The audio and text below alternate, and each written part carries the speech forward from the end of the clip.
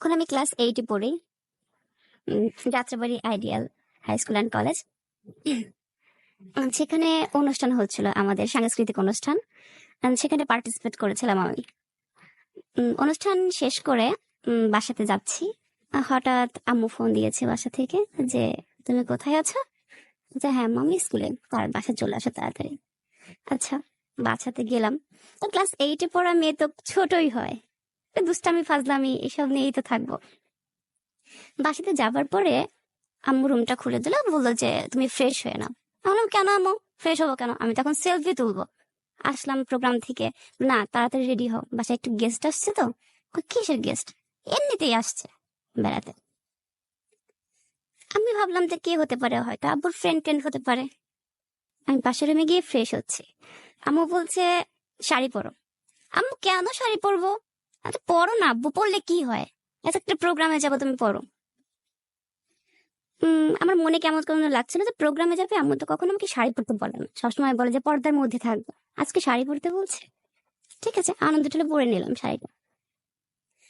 Guest রুমে যখন গেলাম, গিয়ে দেখলাম 4জন ছেলে বসে আছে। আর ছেলেগুলো না একদম ওই পুচকো টাইপেরই, পুচকো টাইপের ছেলে। আমি বলছি, এরা কারা বসে আছে, কেমন দেখতে সব। গিয়ে বসলাম। আম্মু তখনও বলেনি যে আমাকে দেখতে আসছে। বসতে পেরে হঠাৎ ছেলেটা আমার নাম জিজ্ঞেস করলো, তোমার নাম কি? আমি বললাম। এই ছেলেটা হাসছে, তবুও বলছে না যে সে কে। আমি ওই ছেলেটার সঙ্গে সঙ্গে হাসছি, বেশি কথা বলছি। তারপর বলছে তুমি কি করো। সবকিছু যখন জিজ্ঞেস করলো, তুমি কি খেতে পছন্দ করো, তার প্রথম প্রশ্নই ছিল এরকম যে তুমি কি খেতে পছন্দ করো। আমরা মিষ্টি খেতে আমি পছন্দ করি। তারপর আম্মুকে আবার জিজ্ঞেস করলাম, চাচা এত কিছু কেন জিজ্ঞেস করছে? তখন আম্মু আমার কানে কানে বলতে দিল কি তোমাকে দেখতে আসছে আজকে। আমার তো খুব রাগ হচ্ছিল তখন, ইচ্ছা মতো মানে ছেলেদের সাথে দুষ্টামি করতেছি, ফাজলামি করছি, যাতে ভেঙে যায় বিয়েটা আর কি, এই জন্য দুষ্টামি করছিলাম। কিন্তু তখন আর বুঝতে পারিনি যে এই ছেলেটা আমার হাসি আর বেশি কথা দেখে আমাকে পছন্দ করে ফেলল।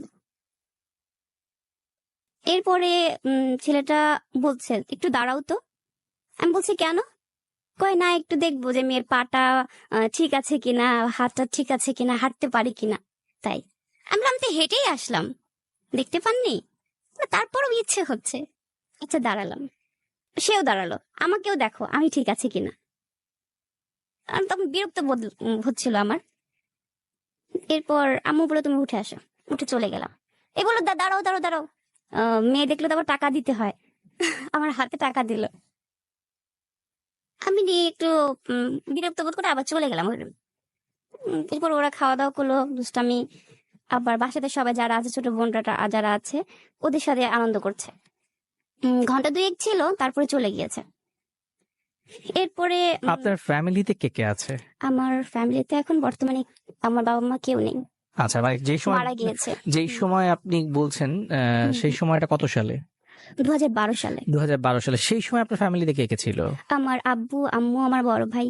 আচ্ছা, তো আপনি ক্লাস 8-এ অবস্থায় আপনাকে মানে দেখানো হলো বিয়ের জন্য, এইটার কারণটা কি ছিল? আসলে আমার না অনেক প্রেমের প্রস্তাব আসতো, আচ্ছা আর ছেলেরা আমাকে খুব বিরক্ত করতো। আচ্ছা আর ওই সময়টা তো এরকমই করবে স্বাভাবিক। আচ্ছা। আর আমিও একটু দুষ্ট ছিলাম, আমিও দুষ্টামি করতাম আর কি। এই জন্য আর হয়তো ছেলেটা তাদের ভালো লেগেছে তার জন্য। আচ্ছা, তো যেই ছেলেটার কথা বলছিলেন তার সাথে আপনার বয়সের ডিফারেন্সটা কি ছিল? সে আমার থেকে 8 বছরের বড়। 8 বছরের বড়। জি। আচ্ছা, তো সে এবং তার সাথে যারা এসেছে তারা কি তার পরিবারের? না না, তার বন্ধুরা। আসলে ওরা এসেছিল কিভাবে, এই যে গ্রাম অঞ্চলে হয় না যে খাওয়ার জন্য যায়, দুষ্টামি করার জন্য যায়। ওদের বিষয়টা মেয়ে দেখা ছিল না, মেন বিষয়টা ছিল ওদের খাইতে যাওয়া। আচ্ছা, তাদের বাড়িতে ওই খেতে এসে আমাকে পছন্দ করে ফেলেছে। ওকে, তারপরে আগাই কি হলো? এরপরে 2 দিন চলে গেল, কোনো খবর নেই তাদের। হঠাৎ করে আম্মুকে নাকি ফোন দিয়েছে, সামনের সপ্তাহে তারা আসবে। আমার দেখতে আসার 1 সপ্তাহ পরে তারা আসবে। আমি বলছি কেন আম্মু, আবার কেন আসবে তারা, মাত্রই তো গেল, আবার আসবে? কি শুরু করছে? আম্মু বলছে কি দেখলে কি বিয়ে হয় নাকি, কি আশ্চর্য, দেশে কি কত মেয়ে আছে, বিয়ে হচ্ছে না কারো, আর তোমাকে দেখলো আর বিয়ে হয়ে গেল, তুমি কি বিশ্ব সুন্দরী হয়ে গেছো নাকি? তাহলে কেন আসবে? এমনিতেই আসবে, ইচ্ছা হয়েছে তাই আসছে। আমার মনের মতো কয়েকদিন খুব খারাপ লাগছিল, মনে হচ্ছে বাসা থেকে এবার পালাবো আমি। এরকম মনে হচ্ছিল যে কেন এরকম এত তাড়াতাড়ি বিয়ে দিচ্ছে। আম্মুর সঙ্গে খুব চিল্লাচিল্লি করছে যে আমি কি খুব ভারী হয়ে গেছি তোমাদের কাছে যে এত তাড়াতাড়ি বিদায় করে দিচ্ছ। আর পরের সপ্তাহে সেদিন শুক্রবার ছিল, ওরা আসছে। আসার পরে ওই ছেলেটা আমাকে দেখে মিটি মিটি হাসছে। হাসছে আর বলছে একটু কথা বলতে পারি আপনার সাথে। আমি তো আসলেন তো মাত্র, আবার কথা বলা কিসের। আর আমার ফ্যামিলিও না ওইভাবে যে দেখাবে যে আমি আসছে সেরকম না, আসছে সরাসরি আমার সঙ্গে কথা বলছে। সেই প্রশ্রয়টা তাকে দিয়ে দিয়েছে। তারপরে ছেলেটা আমার সাথে কথা বললো, কথা বলতে বলতে বলছে যে আহ, তোমাকে আমার খুব ভালো লেগেছে, তুমি কি আমাকে পছন্দ করো, জিজ্ঞেস করলো। আমি এই কথাগুলো আগে আমার পরিবারের সাথে কথা বলেন না, তারপরে আমার সাথে কথা বলতে আসেন। না, পরিবারের সঙ্গে কথা বলার আগে তোমার সাথে কথা বলা দরকার, তারপর আমি তাদেরকে জানাবো। তা আমি তাকে বললাম যে আমার কোনো পছন্দ অপছন্দ নেই, আমার ফ্যামিলি আমাকে যেখানে দেবে আমি সেখানেই করব। বললো যে তাহলে তো ঠিক আছে, তবুও আমাকে দেখে তোমার কেমন লাগে। আমি বললাম সেটা ভবিষ্যতে বলবো, যদি আপনার মানে আপনার সাথে আমার যদি ভাগ্যে লেখা থাকে তাহলে বলতে পারি। বলে যে আচ্ছা ঠিক আছে, তুমি এখন যাও, নেক্সট কথা হবে। এরপরে ও রুমে চলে গেল, আমি অন্য রুমে চলে গেলাম। ওর বাসা থেকে ওর বড় ভাই আসছে, তারপর ওর বাবা মা কেউ আসে নাই, ওর আরো আত্মীয় স্বজন ওরা সবাই আসছে। হঠাৎ করে আমি তো পাশের রুমে আড্ডা দিচ্ছি, ওরা খাওয়া দাওয়া করলো, খাওয়া দাওয়া শেষ করে এখন ছাদের উপরে গিয়েছে। ছাদ থেকে কি কথা বললো সেটা আমার জানা নেই আসলে। হঠাৎ করেই আমার খালামণি এসে আমাকে জানাচ্ছে যে আমার এখন বিয়ে রেজিস্ট্রি করবে আর কি। আসলে ওই সময় আমার খুবই খারাপ লাগছে যে বিয়ে রেজিস্ট্রি করবে, আমার কাছে একটা জানছে না শুনছে না কিছুই করছে না, অথচ এখন বলছে বিয়ে রেজিস্ট্রি করবে। আমি খুব কান্না করছিলাম, চিল্লাচিল্লিও করলাম, কিন্তু কোনো কাজ হলো না। ওই যে আম্মুর আদেশ আব্বুর আদেশ মানতেই হবে। হঠাৎ করে আসলো, এসে বিয়ে রেজিস্ট্রি করা শুরু করলো আর কি। আমি খুব চিৎকার পাড়তেছিলাম আর কাঁদতেছিলাম যে আমার বন্ধু বান্ধব কেউ জানলো না, হঠাৎ করেই বিয়ে আমাকে পড়াই দিচ্ছে। সেদিন ওই দিন আমার কবুল পড়ানো হয়েছিল। কবুল পড়ানোর পরে ও ওই রাতটা ছিল আমাদের বাসাতেই, আমাদের বাসাতে ছিল। মানে ওই রাতটাতে দেখা যাচ্ছে কি সারাটা রাত আমরা শুধু গল্পই করেছি। ও আমার সাথে গল্প করেছে আমার স্কুল লাইফে আমি কি কি করেছি, বা ওর বাসাতে কি কি সমস্যা না সমস্যা, এইসব বিষয় নিয়ে সারাটা রাত শুধু গল্পই হয়েছে। সেদিন আমার কারেন্ট ছিল না, সারাটা রাত আমরা অন্ধকারের ছাদের উপরেই ছিলাম। গ্রামে প্রচন্ড গরম ছিল। গল্প করতে করতে ভোরের দিকে তখন আজান দেয়। তখন ও আমার কাছে বলছে যে তোমার কাছে একটা জিনিস চাইবো, তুমি দিবা? আমি বলছি কি? তুমি বলো দিবা। আমি কই হ্যাঁ বলো, কি দিব তোমাকে আমি? যে এই যে আমি তোমাকে বিয়ে করলাম, মানে তুমি আমার থেকে কি কি ডিমান্ড করো। আমি বললাম, এটা কেমন কথা, কি কি ডিমান্ড করি? সেই সময়টা তো এখন আসে নাই যে আমি তোমার থেকে কি ডিমান্ড করি না করি। সেই বিষয়ে আমি কি বলবো তোমাকে? আমি কোনো কথা খুঁজে পাচ্ছিলাম না আসলে, একটা ভয় ভয় কাজ করছিল, আবার বিরক্ত লাগছিল। ও বলল যে তুমি তোমার কাছে আর কোনো কিছুই চাওয়া নেই, যে আমার ফ্যামিলি তো আবার উচ্ছৃঙ্খল বা কোনো কিছু পছন্দ করে না, তুমি একটু পর্দার মধ্যে থাকবা, তুমি আমাকে বলো। আর ছোটবেলা থেকে একটা কি আমি একটু মডার্ন টাইপেরই ছিলাম আগে থেকেই, আমার আবার এইসব তেমন একটা লাগতাম। তারপরে বলেছে আমি কথা দিতে পারছেন, তবে আমি চেষ্টা করব তোমাকে যে আমি 5 ওয়াক্ত নামাজ পড়বো, আমি পর্দায় থাকবো। বললো যে ঠিক আছে। এটা বলে ও ঘুমিয়ে গেল, কারণ সারাটা রাত তো কেউই ঘুমায়নি, অনেক গেস্ট ছিল। ও ঘুমিয়ে গেল, আমিও ঘুমালাম। সকাল তখন হচ্ছে প্রায় 8টা বাজে। ও চলে গেছে, আমি সেটা জানি না আসলে, কারণ ও তো নিজস্ব দোকান ছিল, ও চলে গেছে। আমি বললাম খালামণিকে জিজ্ঞেস করেছে খালামণি কোথায় গেল? তো বলছে যে চলে গেছে। আমাকে তো বলে গেল না। তো তোমাকে এত টাকা রাখছে তুমি ওঠোই নাই। তারপর নতুন জামাই চলে যাবে তো কেমন দেখা যায় না? আমি আবার সকালে উঠে চিল্লাচিল্লি করছি, কি কোথায় বিয়ে দিছে আমাকে, যে কারো কথা শুনে না জানে না হচ্ছে আমাকে ফুট করে নতুন বউ রেখে চলে গেল। এরপরে পরের মানে 2 সপ্তাহ পরে ও আমাদের বাসাতে আসবে, কিন্তু ওদের বাসা থেকে সেটা সাপোর্ট করছে না। বলছে যে নতুন বিয়ে হয়েছে সবে, একদিন আসছিস, এত তাড়াতাড়ি যাইতে হবে কেন, বিয়ে তো পড়ানো আছে, থাক ওখানে থাকবো। ওরা আমাকে 1 বছর পরে আর কি তুলে নেবে বলেছিল। এরপরে ও আসবে যখন আমাকে ফোন দিয়েছে, কোথায় আছো? আমি বলছি যে আমি বাসাতেই আছি। বললো, আমি যে আসতে চাচ্ছি, তোমার কি কোনো আপত্তি আছে? আমি বললাম, তুমি আসবে, আমার আপত্তি কিসের? কয় না, তোমার তো আবার কত রকম সমস্যা থাকে, তুমি বলো আমি আসবো কিনা। আমি বলছি, আসো। কিন্তু ওর বাসা থেকে আবার আমাদের বাসাতে আসতে দেবে না, যে ছেলে নাকি ঘন ঘন আসলে আদর কমে যায় শ্বশুর বাড়িতে, যার জন্য কেউ আসতে দিতে চাচ্ছিল না। ও করছে কি, আসার জন্য ও বাসাতে মিথ্যা কথা বলেছে যে আমি অসুস্থ, যে ও অসুস্থ, আমি ওকে দেখতে যাব। যে ও অসুস্থ কই, আমরা তো কেউ জানলাম না, তুই জানলি কিভাবে? তো না, অসুস্থ, দেখে দেখে আসি। বলছে ঠিক আছে। ওর মা বলছে ঠিক আছে তুই যা। পরে ও আসছে প্রায় তখন রাত 1টা বাজে। বৃষ্টি হচ্ছিল সেদিন, বৃষ্টি হচ্ছিল। আমাকে বললো যে গেটটা খুলে দাও আসার পরে। আচ্ছা, গেট খুললাম, দেখে কি ও পুরো ভিজে গেছে। ও যেখান থেকে আসছে প্রায় 70 কিলো হবে ওর বাসা থেকে আমার বাসা, ওখান থেকে আসছে। আসার পরে প্রায় পুরো ভিজে গেছে। আর আমি দেখে আসলে যে কি অবস্থা, এরকম পাগলামি কেউ করে? রাত 1টার সময় আসার কথা বলছে, অথচ সে বান্দা চলেও আসছে, কারোর কাছে বলা নেই, হুট করে চলে আসা। পরে আমার আম্মু বললো কি ব্যাপার, নতুন জামাই একদিন হলো গেছে, আবার 1-2 সপ্তাহ পরেই চলে আসলো এইভাবে, কারোর কাছে বলা নেই, কওয়া নাই, রান্না নাই, বাড়া নেই। সেদিন আমাদের বাসায় তো রান্না হয়েছিল না, শুধু খিচুড়ি রান্না হয়েছিল, বৃষ্টির সিজন ছিল তো, হুম হুম। তার জন্য। ওই রাত্রে আমাদের বাসায় আসলে খাবার ছিল না, কারণ আমরা তো খাওয়া দাওয়া করে ঘুমিয়ে পড়েছি সবাই। ও যে আসবে আমাকে তো বলছে রাত 10টার দিকে, আমি ভাবছি দুষ্টামি করছে হয়তো বা, এই জন্য তেমন কিছু আয়োজন করা হয়নি। পরে আমার আম্মু ওই রাত্রেই হালকা রান্না করে ওকে খাওয়ালো। এরপরে সকাল হলো, ও কি ফার্স্ট ওর সাথে আমার বাহিরে বের হওয়া ওই দিন, ওর সাথে ঘুরতে গিয়েছি। আসলে আমার খুব লজ্জা লাগছিল, কোনো প্রথম তো ঘুরতে আসছি ওর হুম সাথে হুম তখন। তো ও ঘুরতে ঘুরতে হঠাৎ করে পাশে একটা মেয়ে ছিল, ও ওই মেয়েটার দিকে তাকিয়ে আছে। তো ও আমিও তাকাচ্ছি, কিন্তু আমার না খুব রাগ হচ্ছিল কেন জানি, যে ও মেয়েটার দিকে তাকিয়ে থাকার কি আছে। তো ও আমার দিকে তাকাচ্ছে, কি তুমি এভাবে তাকিয়ে আছো, তুমি ওই মেয়েটার দিকে তাকিয়ে আছো কেন? তো ও বলছে, কেন তোমার না খারাপ লাগে না আমার জন্য? তাহলে আমি ওই দিকে তাকাইলাম, কি কি করলাম, তো তোমার কি যায় আসে? আমি বলি, না তুমি তাকাবা কেন, আমি নাই এখানে। কই তুমি দাঁড়ার দিকে বসে আছো। তারপরে দুজনের অনেক কথাই বললাম, কথা বলা শেষে বাসাতে যাব। ওই সময় ও বলছে, চলো আজকে আমরা সিনেমা দেখে আসি। আমি বলছি সিনেমা দেখবো, ঠিক আছে চলো। ওর সাথে সিনেমা দেখতে গেলাম।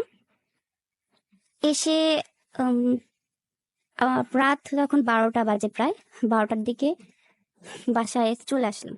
আসার পর দেখলাম ওদের বাসা থেকেও কিছু লোক আসছে কথা বলার জন্য। তখন কথা বলা শেষ, কি কথা বলে আমরা অত কিছু আমি জানি না অবশ্য। এরপরে ও চলে গেল পাশের রুমটাতে, কি কথাবার্তা বলছে না বলছে। আমি রুমে চলে গেলাম। পরবর্তীতে জানতে পারলাম যে আমার বিয়ে পড়ায় রাখছে, তো সেই বিষয় নিয়ে আর কি কথা বলছিল, যে আমাদের সামনে অনুষ্ঠান, সেই অনুষ্ঠানের বিষয়ে কথা বলছে, যে আগামী 9 মাস পরে তোমাকে উঠায় নেবে, এই কথাটাই বলছে। আমি বললাম, ও আচ্ছা। কারণ তখন আমি ক্লাস 9-এ উঠলাম, আমার ফাইনাল এক্সাম ছিল, এক্সাম শেষ হলো। 9-এ ওঠার পরে ওদের বাসা থেকে আমার পুরো আয়োজন, বিয়ের আনুষ্ঠানিকতা শুরু হয়ে গেল আর কি। আনুষ্ঠানিকতা শুরু হওয়ার পরে তখন একটা সমস্যা হয়েছিল, যে বিষয়টা ওদের, সত্য কথা বলতে ও তেমন একটা পড়াশোনা জানে না, যেটা আমার বাসাতে গোপন করেছিল আমাকে। প্রথমে আমার আম্মু বলেছিল যে হচ্ছে ও ইন্টার পাস করেছে, কিন্তু আমি জানতে পারলাম যে না, ও কোনো তেমন একটা পড়াশোনা করেই নি, তেমন কোনো সার্টিফিকেটই নেই আর কি, এরকম। বিষয়টা শোনার পর আমার খুবই খারাপ লাগছে, যে এখনকার যুগে ছেলেরা পড়াশোনা জানে না, এটা কেমন কথা। এটা আমি রাগ ক্ষোভ, যে একটা বার ও বললো না, আবার বাসার লোক আমার কাছে মিথ্যা কথা বলছে, এই বিষয়টা খুব রাগ ছিল। ওর সাথে অনুষ্ঠানের আগে মানে 5 দিন যাবত কথা বন্ধ ছিল ওর সাথে আমার। সে তো ওর কোনো দোষ ছিল না, আসলে সে দোষটা আমার ছিল। আমি আমি ভুল বুঝে আর কি ওকে, ও খুব কষ্ট পেয়েছিল আমার এই ব্যবহারটাতে। আমাদের বিয়ে আনুষ্ঠানিকতা শুরু হলো, আমার গায়ে হলুদ, আমার অনুষ্ঠান, অনেক বড় অনুষ্ঠান করা হয়েছিল। ওদের বাড়িতে চলে গেলাম। যাবার পরে কিন্তু আমি না আমার আব্বু আম্মুকে ছেড়ে যে যাচ্ছি আমার একটু কষ্ট হয়নি, আমি হাসতে হাসতে চলে গেছি। তখন বুঝতেই পারি নাই যে আমি যে চলে যাচ্ছি। ওই বাড়িতে যখন গেলাম, যাবার পরে আমার শাশুড়ি মা, উনি তো বলতে গেলে আমার মায়ের থেকেও আমাকে বেশি ভালোবাসে আমার শাশুড়ি মা। তারপরে শাশুড়ি মা আমাকে বরণ করলো, বরণ করার পরে আমি ভেতরে ঢুকলাম। ঢোকার পরে যে আমাদের যে বাসর ঘর ছিল সেখানে বসাই দিয়ে গেছে। স্যার ওখানে শুধু গল্পই করছে, গল্পই করছে। তা আমার যে ঘুম পাচ্ছে কেউ বুঝতেছেই না, শুধু গল্পই করে যাচ্ছে। আর আমার হাজবেন্ড, সে তাদের বাড়িতে অনুষ্ঠান, সে অনুষ্ঠানের বাড়ি চলে গেছে আমাকে একা ঘরে রেখে। রাত 2টা 3টা বেজে গেছে, একটা মানুষ একা একা আছে, কোনো দয়া মায়া নেই। একে তো রাগ ক্ষোভ, তার উপরে আবার ছেড়ে চলে গেল। প্রথমবার যা করছে এখনো তাই করছে। তারপর আমার ননদ আসলো রুমের মধ্যে, ননদের সঙ্গে কথা বলছিলাম। বলে, তোমাকে খারাপ লাগছে? আমাকে না আপু, আমার খারাপ লাগছে না। ও কোথায়, কখন আসবে? তাই তো চলে আসবে আর কি। পরে রাতে আসছে, আসার পরে যে মানুষ বাসর ঘরে কত রকম গিফট দেয় না, ও আমাকে তেমন কোনো গিফট দেয়নি। এটা তো খুব আমার খারাপ লাগছে, আমাকে কেন গিফট দিল না, একটু মানে কেমন। গিফট দেওয়া বাদ দিয়ে পরে কিছু ঘন্টাখানিক পরে এসে আমাকে ও চাটনি দিচ্ছে। আমি কি এটা আবার কি, মানে কতগুলো প্রাণ চাটনি আর কি, আর কিছু চকলেট, এইগুলো খাবার। আমি এগুলো কেন নিয়ে এসছো? না মেয়েরা তো টক পছন্দ করে। আমি তুমি তো জানো যে মিষ্টি পছন্দ করি, তাহলে টক কেন নিয়ে আসছো? কয় না, যে টকটা দেখে যাতে মিষ্টি মিষ্টি একটু কথা বের হয় তাই আর কি। এটা কেমন কথা, উল্টো কথা হয়ে গেল না? মানুষ মিষ্টি দিলে মিষ্টির কথা বের হয়, তুমি আমাকে প্রথমে এটা দিচ্ছ। তারপরে নীলাভ নিয়ে তো বলছে, তুমি কেমন রাগ করেছো? আমি যে না, আমি রাগ করিনি কোনো বিষয় নিয়ে। না শুনলাম তুমি মাইন্ড করছো কোনো একটা বিষয় নিয়ে। আর ওই বিষয়টাকে ওকে বুঝতে দেয়নি যে আমি যে ওর এই বিষয়টা নিয়ে মাইন্ড করেছি, যে পড়াশোনা নিয়ে, এটা বুঝতে দেয়নি ওকে। তা আজ হয়তো বা ও আমার লাইফটা শুনছে, সে হয়তো বা বিষয়টা আজ জানতে পারলো। তারপরে পরের দিন আবার ওদের বাড়িতে বউ হাতের অনুষ্ঠান হচ্ছে। অনুষ্ঠানের কার্যকারিতা শেষ হলো, আমি আমাদের বাসাতে ফিরে গেলাম। পরে 2 দিন ওখানে ছিলাম, থাকার পরে আব্বু আম্মুর সাথে সময় কাটানো। আর আব্বু আম্মু তখন আমাকে ছেড়ে চলে গেল, মানে আমি আমার শ্বশুর বাড়িতে ফেরার আগে আমার আব্বু আম্মু ঢাকায় চলে আসছিল। তখন তারপরে তো আর আব্বু আম্মুর সাথে প্রায় আমার 1 বছরের মতো আর দেখা নেই। ওই যে বিয়ে পড়া দিয়ে আসছে, তারপরে আর দেখা হয়নি আমার আব্বুর সাথে। 1 বছর চলে গেছে। পরে ঢাকা থেকে আমার আম্মু আব্বা আবার আমাদের গ্রামে গিয়েছিল, আমার শ্বশুর বাড়িতে। সেখানে যাবার পরে আম্মুকে 1 বছর পর দেখলাম। দেখে না তখনই বুঝতে পারছি যে বাবা মা ছেড়ে এসে শ্বশুর বাড়িতে থাকাটা কত কষ্ট। প্রথম প্রথম তা উপলব্ধি করতে পারিনি। 1 বছর যখন কেটে গেল তখন খুব খারাপ খারাপ লাগছে যে আম্মুকে এতদিন পরে দেখলাম সামনাসামনি। তারপরে আম্মু আব্বু চলে গেল আবার, আমি ওখানে। আর আমার শ্বশুর বাড়িতে জয়েন্ট ফ্যামিলি, তো সেখানে 15 জন পরিবারের সবাই ছিল। আমি কখন তোর আগে তেমন একটা রান্না করিনি।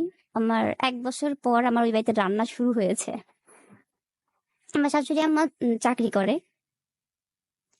সেই বাড়িতে রান্না করতে গিয়ে প্রথমে যখন রান্না করলাম হাত পুড়াই ফেলছি প্রথম দিনে। লবণ বেশি দিয়েছি, কি করব, রান্না তো পারে, করতে তো হবে। ওরা দেখিয়ে দিয়েছে, আমি রান্না করেছি সেই ভাবে। রান্না কর ওকে যখন খাবারটা দেওয়া হয়েছে, প্রথমে খেয়ে ও বলে কি, মা কে রান্না করছে আজকে, কেমন কেমন যেন লাগতেছে। তো বললো যে আমি রান্না করছি, খানা। তো বলছে না মা, তুমি তো রান্না করো নাই, কে একজন রান্না করছে। কে রান্না করছে বলো তো? তো বলছে তোর বউ রান্না করছে। কয় ও আচ্ছা আচ্ছা, আমার বউ রান্না করছে। আমার বউ তো রান্নাই করতে পারে না, ওর খাবার মুখে দিলে তো আমার বমি চলে আসে। দুষ্টামি করতেছে আর কি আমার সাথে। তারপরে খাওয়া দাওয়া শেষকে যখন রুমে আসলো, তখন আমি তো চিল্লাচিল্লি করলাম, হ্যাঁ যখন হচ্ছে বান্ধবীদেরটা খাও তখন খুব টেস্ট লাগে, আর আমি তো বউ, আমারটা তো টেস্ট লাগে না। তা লাগবে কেন তোমার? তোমার তো মেয়েদের গুলাই ভালো লাগে, যাও তো ওখানে গিয়ে খাও, আজকে আর বাসায় ঢুকবে না, যাও। এরকম চিল্লাচিল্লি করছি। তখন বলে যে রেগে যাও কেন, আমি তো দুষ্টামি করলাম, কিন্তু দুষ্টামি করতে পারবো না। এরপর রাতে রাতে আমার জন্য ও বই কিনে নিয়ে আসলো, সেটা আমরা গাইড নিয়ে আসার কথা ছিল একটা, ওটা কিনে নিয়ে আসছে। নিয়ে আসার পরে আমাকে দিল তো আমি ওর বলছিলাম যেটার নাম লিখেছিলাম ওটা নিয়ে আসে না, অন্যটা নিয়ে আসছে। আমি আবার চিল্লাচিল্লি করছি, যেটা নিয়ে আসতে বলছি সেটা নিয়ে আসে নাই, মানে অসভ্য মূর্খ কথাকার এভাবে বলছি। ওই বিষয়টার একটু মাইন্ডে লাগছিল যে এভাবে বলাটা আসলে ওটা উচিত হয়নি আমার বলাটা, এভাবে বলেছিলাম। তারপরে পরের দিন আমি স্কুলে যাব আর কি। তো ওখানে আবার আমাকে ভর্তি করে দিয়েছিল ক্লাস 9-এ। আমি আবার ওখানে ওদের বাড়িতে গিয়ে 9-এ ভর্তি করলো, আমি আবার থাকতে পারিনি সেখানে। আমি বলছি না, স্কুলে আমি ভর্তি হবো না। তারপরেও 1 মাস ভর্তি ছিলাম আর কি সেখানে শ্বশুর বাড়িতে গিয়ে। 1 মাস ভর্তি থাকার পরে আমার পরিবারের সবাইকে যখন বললাম, কেউ গ্রাহ্য করলো না বিষয়টা। পরে আমার হাজবেন্ডকে আমি জানালাম যে আমি এখানে থাকতে চাচ্ছি না, আসলে আমি আমার ঢাকাতে যে আমি পড়াশোনা করতাম ওখান থেকেই পড়াশোনা করতে চাই। বাসার সবাই এই বিষয়টা নিয়ে অনেক চিল্লাচিল্লি করছে, কিন্তু আমার হাজবেন্ড সে বলেছে যে ও যা চায় তাই হবে। ও আসলে ওর ওর বয়সটাই তো এরকম আম্মা, এখন কি করবে, ছোট মানুষ, বোঝই তো। তারপরে সবাই বলেছে ঠিক আছে তোর বউ তুই যা খুশি তাই কর। আমাকে ঢাকায় এনেই ভর্তি করেছিল আবার। পরে আমি এখানে পড়াশোনা করতে থাকলাম কিছুদিন, 6 মাস ধরে আবার বাবার বাড়িতে ছিলাম আর কি। তারপরে 6 মাস থাকার পরে ও আসতো, ও যাতায়াত করতো আর কি আমাদের বাসাতে, যাতায়াত করতো। এখন হঠাৎ করে একদিন তখন আমি ক্লাস 8-এ উঠে গেলাম, 8 বলতে সরি, ক্লাস 10-এ উঠলাম আর কি। ক্লাস 10-এ ওঠার পরেই আমি কোচিং এ ভর্তি হব। তখন আবার শ্বশুর বাড়ি থেকে আবার একটু বাধা দিচ্ছে, কোচিং এ ভর্তি হতে হবে কেন, বাসায় বাসায় পড়লেই তো হয়, আবার কোচিং এ যেতে হয়, কোচিং এ দুনিয়ার ছেলে পেলে থাকে, সবাই থাকে, সেখানে গেলে আবার বউ খারাপ হয়ে যাবে না। তো ও বলতেছে যে কোচিং এ না পড়লে তো রেজাল্ট খারাপ করবে, তো তখন একটা মান সম্মান আছে না, যে বলবে যে শ্বশুর বাড়িতে মনে হয় কাজ কাম বেশি করাচ্ছে যার জন্য মেয়ে হয়তো খারাপ রেজাল্ট করতেছে। এরপরে সবার একটু মন মালিন্য এই বিষয়টাও নিয়ে, যে কোচিং এ ভর্তি হতে দেবে না। তো ও আমাকে করলো কি, চুরি করে আমাকে কোচিং এ ভর্তি করাই দিয়েছে। এরপরে আমাকে যেটা শিখাই দিছে ও, তুমি বলবা তোমার বাসা থেকে তোমাকে ভর্তি করে দিচ্ছে, আমি যে ভর্তি করে দিচ্ছি তুমি এটা বলবা না। তো আমি বললাম যে বলবো না, এই বিষয়টাকে আমি মিথ্যা কথা বলবো যে আমার বাসা থেকে দিয়েছে, এটা কেমন কথা, তাহলে ওটা ছোট করা হলো না। বলছে না, তুমি বলবা যে তোমার বাসা থেকে দিয়েছে। আমি বললাম, ঠিক আছে। তো শ্বশুর বাড়িতে ওটাই বলেছে যে আমার বাসা থেকে ওখানে ভর্তি করে দিয়েছে, টাকা পয়সা যা লেগেছে আমার পরিবার দিয়েছে। ওই যে মিথ্যে কথাটা বললাম, কিন্তু মনের মধ্যে একটা কেমন কেমন যেন, আজকে এই মিথ্যেটা সবাই জেনেই ফেললো। তারপরে আমার এসএসসির পরীক্ষার সময় চলে আসছে। তখন এসএসসির সময় আমার হাজবেন্ড আমাকে সারা রাত, আমাকে রাত 3টা 4টা পর্যন্ত ও আমাকে পড়তে বসায় রাখতো, সারা রাত পড়াতো। যে এটা কেমন কথা, সারা রাত কি পড়তে ইচ্ছা করে, আমি আবার ফোন নিয়ে পড়ে থাকতাম। ও বলতো না তুমি পড়ো, তুমি পড়ো। সারাক্ষণ যদি পড়া পড়া করে ভালো লাগে, বাসাতে একটু কথা বলতে পারতাম না, কোথাও কথা বলবো, বন্ধুদের সাথে আড্ডা দিতে পারতাম না, সারাক্ষণ এই পড়া নিয়ে ব্যস্ত থাকতে হতো। তো পরীক্ষার সময় চলে আসলো, তখন ফর্ম ফিল আপ করতে গিয়েছিলাম। তখন একটা ছেলে আমাকে বিরক্ত করছিল স্কুলে। তো ও তো আমার সাথে ছিল, তো ছেলেরা বুঝতে পারেনি যে ওটা আমার হাজবেন্ড। তো ছেলেগুলো হঠাৎ করে আমার হাত ধরে ফেলছে, হাত ধরে ফেলছে। ও ওটা নিয়ে আবার রিয়াক্ট করতে, ছেলেটাকে আবার মারতে গেছে ও। তারপরে ও আমাকে একটা কথা জিজ্ঞেস করলো, আচ্ছা ছেলেটার সাথে কি তোমার কোনো সম্পর্ক ছিল? আমি বললাম না, আমার সম্পর্ক থাকলে তো আমি তোমাকে জানিয়ে দিতাম, তাহলে তো তোমাকে বিয়ে করার দরকার ছিল না আমার, শুধু শুধু তোমাকে বিয়ে করার দরকার ছিল আর একটা ছেলেকে কষ্ট দিয়ে। তাহলে ছেলেটা এইভাবে এসে তোমার হাত ধরলো কেন, তুমি কোনো রিয়াক্ট করলো না? আমি তো বুঝতেই পারিনি ছেলেটা আমার হাত ধরছে। এরপরে বলে যে থাক, এসব বিষয়ে আর কথা বলবো না তোমার সাথে, চলো ভেতরে চলো।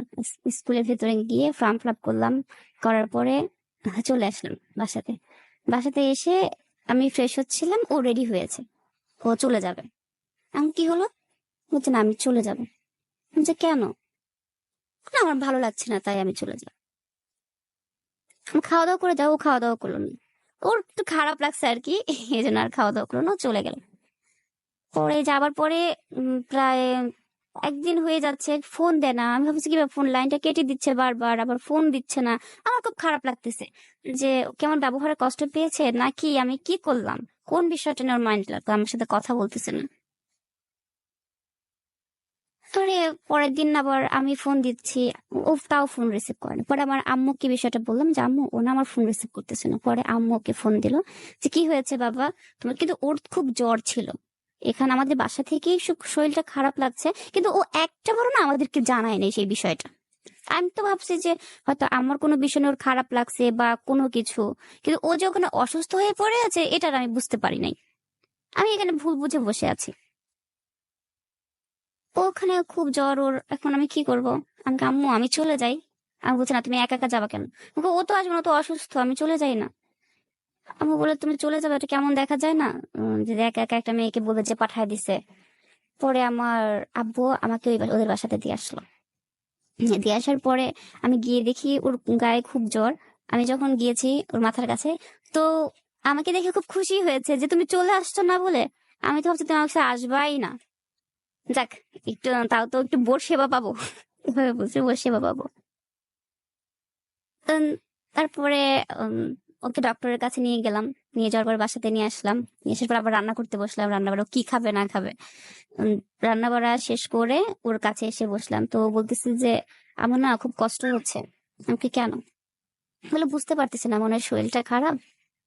আমি বলি, ঠিক আছে আমি কি একটু মাথা নেড়ে দেবো? তো বলে যে হ্যাঁ দাও। তো মাথা নেড়ে দিচ্ছিলাম, সেদিন দেখলাম যে ও খুব কান্না করতেছে। তো ও বলছে কেন কান্না করতেছো তুমি? তো ওর ওর বিষয়ে বলতেছে যে ওর বাবা তো জেলে ছিল। তো ওর বাবার কথা ভেবে আর কি, কারণ ওর বাবা হচ্ছে মানে নেশাগ্রস্ত একজন ছিল আর কি। আচ্ছা। এই যে ওই বিষয়টা মনে করেই ও খুব কান্না করছে যে আসলে কি বলবো আর ওদের পরিবারের। তার মধ্যে তারপর কি হলো? তারপরে সে আমার সাথে কিছু তার বিষয়গুলো শেয়ার করলো। আমি শুনলাম, মানে আমাকে জানিয়ে রাখলো আর কি তার পরিবার সম্পর্কে, যাতে নেক্সট ডে আমি তার পরিবার সম্পর্কে কোনো কথা না বলি আর কি। সেগুলো জেনে না জানা কথাগুলো আর কি জানলাম ওর কাছ থেকে। তারপর আমার এসএসসি পরীক্ষা শুরু হয়ে গেল। আমি আমাদের বাসাতে চলে আসলাম আবারও এসএসসি পরীক্ষার জন্য। পরীক্ষা দিচ্ছিলাম, দিতে দিতে আমার পরীক্ষা প্রায় শেষের দিকে। পরে আবার শ্বশুর বাড়িতে চলে আসলাম। আসার পরে আমার দেবরের সাথে আমার একটু তর্ক হয়েছিল যে বিষয়টা, কারণ ওই বাড়িতে না ও ছিল হচ্ছে মেজো, আর বড় ভাই বা ছোট ভাই তারা এখন পর্যন্ত বিয়ে করেনি আর কি। তখন তর্কাতর্কের মধ্যে হঠাৎ করেই সে আমাকে বলে উঠলো যে বড়টা যেরকম ছোটটাও সেরকম। একলো ওকে তুমি কি বললে, বড়টা মেজোটা, আমি তোমার কথা বুঝতে পারলাম না। কিন্তু আমি তো এই বাড়িতেই থাকি, আর বড়টা তো বাহিরে থাকে, তুমি তার কথা কেন উঠাচ্ছ বারবার? তো ও বললো যে তুমি তো বুঝবা না, তুমি তো ছোট মানুষ, তুমি তো কিছুই বোঝো না। তো আমি বললাম যে তুমি কথাগুলো কিভাবে জানলে বোঝো না, আমি তোমার বড়, তো বড়দের সাথে মানে কিভাবে কথা বলতে হয় সেটা শেখোনি? ও আমাকে রাগ করে হঠাৎ করে বলে উঠলো কি একটা থাপ্পড় মেরে দেবো। আমার খুব মানে মাইন্ডে লাগলো, সে আমার দেবর, সে আমাকে বলছে যে আমাকে থাপ্পড় মেরে দেবে, যে বিষয়টা কেমন না। আমি রাগ করে আমার হাজবেন্ডকে না বলে আমি বাসা থেকে বের হয়ে চলে গেছি। বের হয়ে আমার মামার বাসা ছিল ওখানে, আমার মামার বাসাতে চলে গেছি। আমি আমার আব্বু আম্মুর কাছেও আসিনি, কারোর কাছে যেন ওখানে চলে গেছি, কাউকে না বলে। এরপরে রাত হয়ে গেছে, কিছুই নিয়ে আসিনি, ওইরকমই চলে আসে ফোন টোন সব ফেলে রেখে। এসে মামার এখানে বলছে যে আমি ওই বেতার ফিরবো না। তো কেন ফিরবো না তুমি? আমি বললাম ফিরবো না, কি হয়েছে সেটা আমি আগে বলি নাই।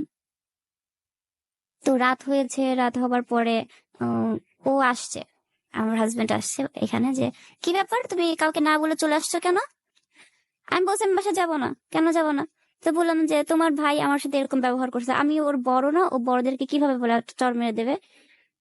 তো ও আমাকে বললো যে প্রথম থেকে যদি এটা ঠিকিয়ে রাখতা যে তুমি ওর বড়, তাহলে এই প্রশ্নটা পাইতো না। তো তুমি তো প্রথম থেকে বন্ধু সুলভ ব্যবহার করছো ওর সাথে, তো এই প্রশ্নটা পাবেই। আমি বললো ও এখন সব দোষ আমার, তুমিও এটা বলতেছো? ঠিক আছে যাও, আমি আর বাসায় যাব না। তো ও বলতেছে যে শোনো, ও তো এমনি বলছে, রাগ হয়েছিল তাই বলছে, ওকে আমাকে একটাবার সরিও বলো না। এরপর ওদের বাসা থেকে ফোন দিয়েছে, আমাকে ফোন দিয়ে বলতেছে ভাবি সরি, ভুল হয়ে গেছে, এই কথাটা বলা আমার উচিত হয়নি। আমি বলছি আমি বাসাতে যাবই না, একবার যখন ফিরছে আর যাবই না। এরপরে আমার আব্বু আম্মু দুইজনে ফোন দিয়েছে আমাকে, কি হয়েছে তোমাদের? এত কিছু জানতে চাই না, তুমি ওই বাসায় ফিরে যাও। আর তুমি যদি মনে করে থাকো তুমি বাসা থেকে এই সাধারণ বিষয় নিয়ে তুমি চলে আসছো আর আমি তোমাকে বাসায় জায়গা দিব, তা কিন্তু না, তুমি যেখানে আসছো সেখান থেকে চলে যাও। আমার মামা আসলো, সেও তারও একই কথা, মানে আমার পুরো পরিবারেরই একই কথা যে আমি ভুল করছি, তারা না। পরে রাগ করলাম যে কারো কাছে আর আসবো না, এটা বলে চলে গেলাম, আবার শ্বশুর বাড়িতে ফিরে গেলাম। তো আমার দেবর আবার হাসতে হাসতে বলতেছে, কি শেষ পর্যন্ত আশাই লাগলো, কথা তো থাই হলো না, ওই দুষ্টামি করে বলছে। তারপর ওর সাথে আমি প্রায় 1 মাস কথা বলিনি, আমার দেবরের সাথে।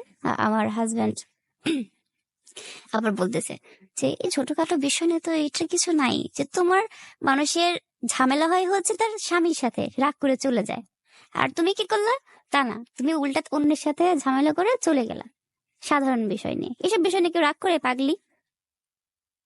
তার মানে তোমার তো কোনো কিছুতেই যায় আসে না আমার।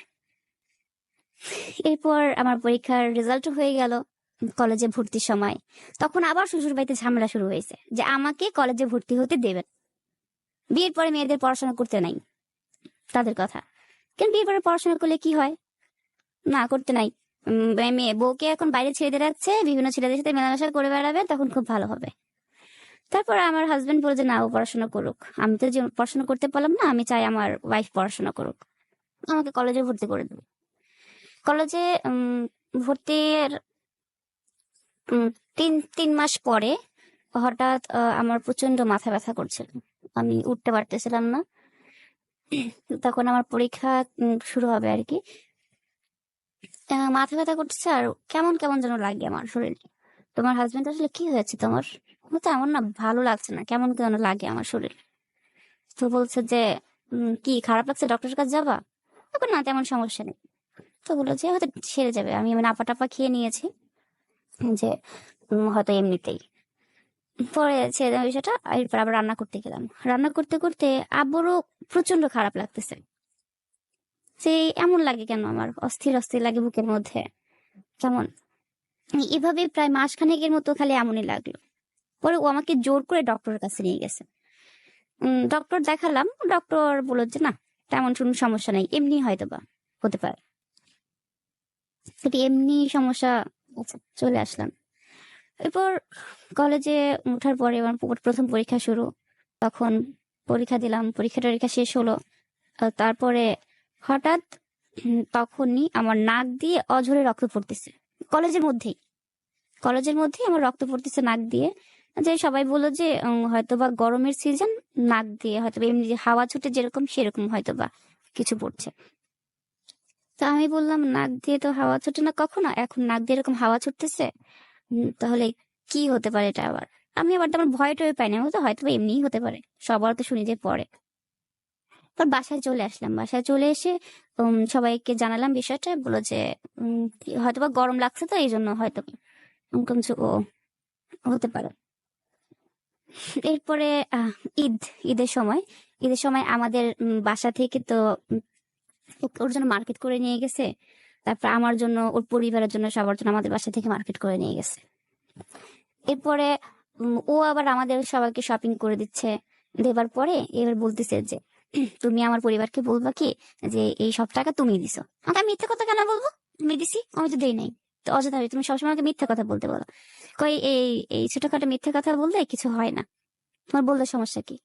আমি তো বলছি, তোমার স্বামী যেখানে বলছে তো সেখানে তোমার সমস্যা থাকার কথা না।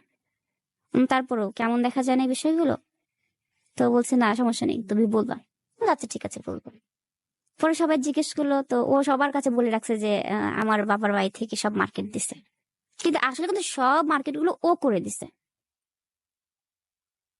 তারপর আমার আম্মু আব্বুর গুলো রেখে দিলাম, আবার ও এক্সট্রা যেগুলো করে দিছে সেগুলোও রেখে দিলাম। ঈদের সময় বাবার বাড়িতে চলে গেলাম, ও চলে আসলো। তখন এখানে আসার পরে হঠাৎ করে আমার প্রচন্ড জ্বর, ঈদের সময় আমাদের বাসাতে আসার পরে প্রচন্ড জ্বর, আমি আর উঠতে পারতেছি না বিছানা থেকে, আমার কেমন কেমন যেন লাগে, শুধু বমি বমি আসে। ওকে বিষয়টা বললাম, ও বললো যে আজ কয়েকদিন গত মাসেও তো একবার ডক্টর দেখালাম, ডক্টর বললো তেমন একটা সমস্যা নেই, তাহলে এখন আবার এরকম হচ্ছে, কি জানি কি হয়েছে না হয়েছে। পরে ঢাকা থেকে আমার আম্মু ডক্টর দেখালো, ডক্টর দেখানোর পরে বললো যে কি সমস্যা বুঝতেছে না, হঠাৎ মনে হলো যে কোনো রক্তের একটা ব্লক ধরা পড়ছে আর কি, এটা বললো যে ও আচ্ছা রক্তের ব্লক ধরা পড়ছে। তখন আমি আম্মুর এখানেই ছিলাম। এখন আম্মুর বাসা থাকতে থাকতে হঠাৎ একদিন আমার হাজবেন্ডের সাথে ঘুরতে গেছি আমি। ঘুরতে বের হয়েছে, সেদিন আবার আমার হাজবেন্ড বলছে যে আমার জন্য রান্না করে রাখেন মা, আমি এসে খাবো। বলছে ঠিক আছে বাবা, রান্না করে রাখবি। তো আমি ওর সাথে ঘুরতে বের হয়ে চলে গেছি। আর তখন প্রায় 3-4 ঘন্টা পরে আমার বাসা থেকে ফোন আসছে। কি হলো, আসতেছো না কেন? আমি কই, হ্যাঁ আম্মু চলে আসতেছি, কিছুক্ষণের মধ্যেই চলে আসবো। তো বলে যে ঠিক আছে বাবা চলে আসো তাড়াতাড়ি, আমি রান্না বাড়া করবো, বাজারে যাবো এখন। আমি কই, আচ্ছা ঠিক আছে আম্মু, আমি চলে আসবো। পরে বাসাতে যাব, মানে সন্ধ্যা হয়ে গেছে প্রায় 6টার বাজে, সেদিন শুক্রবার ছিল। ওই বাসাতে যাচ্ছে ঠিকই, কিন্তু আমার বুকের মধ্যে কেমন কেমন যেন একটা লাগতেছে, আমি সেটা বলতে পারতেছি না। খুব কষ্ট হচ্ছে, কিন্তু সেটা কষ্টটা কোনো ব্যথাও না, যন্ত্রণাও না, কিছুই না, এমনি বুকের মধ্যে কষ্ট হচ্ছে। সন্ধ্যা হয়ে যাচ্ছে, মাগরিবের আজান দিচ্ছে, তখন আমার ছোট পিচ্চি ভাইটা আমাকে ফোন দিয়েছে। ফোন দিয়ে বলছে যে আপু তুমি কোথায়? ওকে, হ্যাঁ বলো কি হয়েছে? বলছে যে আম্মুকে হসপিটালে নিয়ে গেছে। আমি বলছি আম্মুকে হসপিটালে নিয়ে গেছে মানে? হসপিটালে নিয়ে গেছে মানে কি, বুঝলাম না। তো তাড়াতাড়ি আসো তোমরা, হসপিটালে নিয়ে গেছে। তো আমি এবার তাড়াহুড়ো করে ওর সাথে চলে আসছি যে শোনো, আম্মু না মাত্র কথা বললো আম্মুকে নাকি হসপিটালে নিয়ে গেছে। তারপর ওর সাথে আমি হসপিটালে চলে যাচ্ছি। আমার রাস্তায় যেন ফুরান, আমাকে কিন্তু দেখছো আমার কেমন যেন লাগতেছে, আমার রাস্তা ফুরাচ্ছে না। হসপিটালে যাওয়ার পরে পৌঁছালাম। পৌঁছানোর পরে আমার বাবা দেখি যে কান্না করতেছে। আমি বলতেছি কান্না করতেছে কেন, কি হয়েছে এখানে? তো আম্মুর কাছে গেলাম। যাবার পরে দেখি যে আমার আম্মুকে বেডে শোয়াই রাখছে। আমি বললাম যে শোয়াই রাখছে কেন এখানে? তো আব্বু হঠাৎ করে বলতে বসছে কি যে তোমার আম্মু তো নেই। আমি বলছি আমার আম্মু নেই মানে? বলছে তোমার আম্মু তো মারা গেছে। তখন খুব কষ্ট হচ্ছিল আসলে। আমি ঘুরতে গেলাম, আম্মু বললো যে আসো আমার বাসাতে, তোমাদের জন্য রান্না করছে, অথচ আমার ছোট ভাইদের বলে আম্মু হসপিটালে। আমি হসপিটালে এসে দেখি আমার মা মারা গেছে। আমি আম্মুর সাথে কোনো বিষয়ে শেয়ার করতে পারলাম না, কথা বলতে পারলাম না।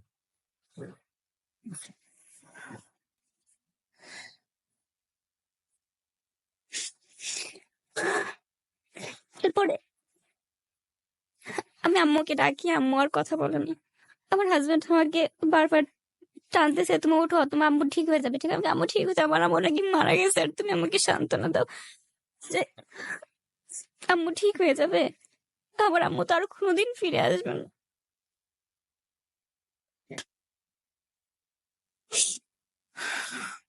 তখন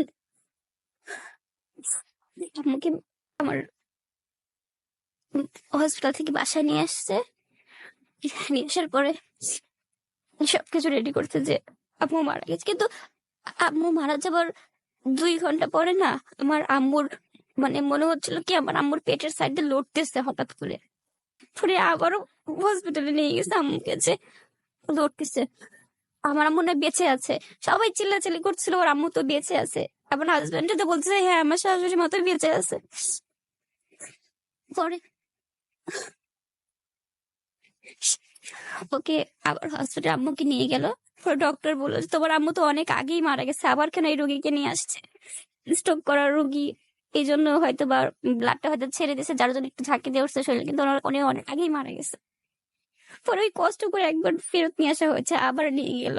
মানে ওই কষ্টটা আমি আসলে সহ্য করতে পারিনি যে আমার আম্মু চলে গেল তো তাড়াতাড়ি।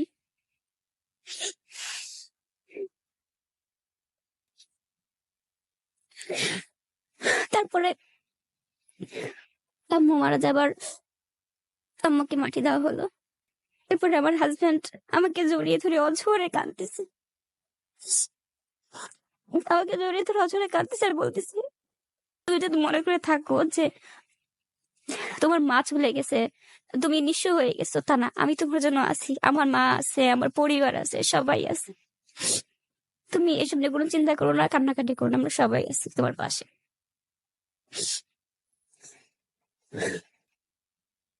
পরে শ্বশুর বাড়িতে চলে আসলাম আবার পরিবার ছেড়ে, কারণ আর তো পরিবার বলতে তো শুধু একা হয়ে গেছে বাবা, আর তো কেউ নেই। বড় ভাইয়া সে দেশের বাইরে থাকে। এরপরে এই বাড়িতে চলে আসলাম, আসার পরে আমার খুব কষ্ট হয় যে যখন বিয়ে হয়েছিল তখন তো আর বুঝতে পারিনি, হাসতে হাসতে চলে আসছে শ্বশুর বাড়ি থেকে, আর এখন মাকে হারাইছি, আমার মনে হচ্ছে পুরো দুনিয়াটাই অন্ধকার। এই টেনশন গুলো করতে করতে আবার অসুস্থ হয়ে পড়ছি আমি। এভাবেই সময় যাচ্ছিল, প্রায় 6টা মাস চলে গেল। 6 মাস চলে যাওয়ার পরে আমার খুব খারাপ লাগতেছে, হঠাৎ করেই কেমন কেমন যেন লাগে, বমি বমি ভাব লাগতেছে। পরে ডক্টরের কাছে নিয়ে গেল, ডক্টর বললো যে আমার বেবি হবে।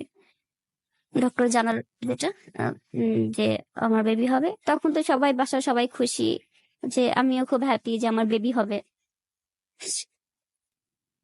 আগে তো তখন অসুস্থ ছিলাম, ওই অবশ্য অসুস্থ অবস্থাতে আবার বেবি, সবাই বললো যে বেবিটা কি থাকবে কিনা তার ঠিক নাই, এরকম অসুস্থ, 2 দিন পর পরই মাথা ব্যথা ঘুরে, এই ঘুরে সেই ঘুরে, দুনিয়ার ব্যথা, এই ব্যথা সেই ব্যথা, অনেক রকম কথা বললো। তা আমার হাজবেন্ড তো অনেক খুশি যে আমার বেবি হবে শুনে। এরপরে বেবি থাকা পেটে অবস্থা থেকেই হঠাৎ মাঝে মধ্যে এরকম খুব অস্থির অস্থির লাগে আমার। আবার নাক দিয়ে, ওই বেবি পেটে থাকতেই নাক দিয়ে রক্ত পড়লো অঝরে, কিন্তু কোনো রোগ আর ধরা পড়ে না যে কি সমস্যা কি বৃত্তান্ত, কিছুই। এইভাবে সময় যাচ্ছিল। হঠাৎ আমার হাজবেন্ডের আবার ইচ্ছে ছিল কি যে তার মেয়ে সন্তান হোক। সে সবসময় প্রথম থেকে চেয়ে আসতো যে তার মেয়ে হবে, আর আমার ইচ্ছে ছিল যে আমার ছেলে হোক।